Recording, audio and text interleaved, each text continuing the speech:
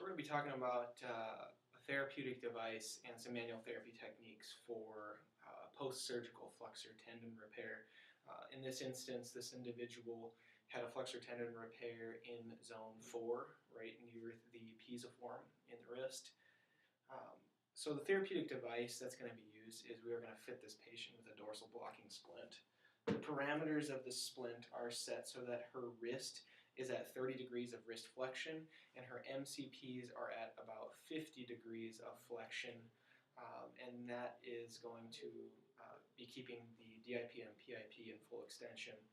The goal being we do not want the MCPs and the wrist going into extension to rupture the integrity of that repair. So this therapeutic device is going to be utilized for the first 6 weeks, and the majority of the range of motion activities are going to be done within the constraints of the splint.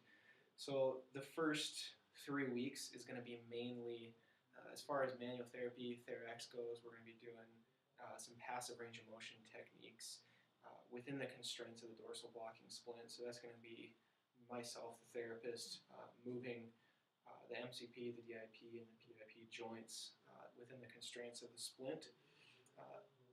As I had previously stated, we're going to discontinue the splint at 6 weeks, and then we get into the strengthening aspect of it.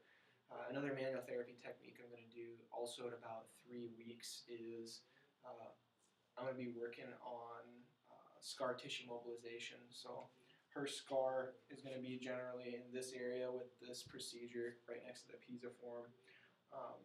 So essentially what I'm going to do once the stitches are taken out, I'm going to be doing some cross-friction manual therapy to that scar to essentially break up the adhesions and make that area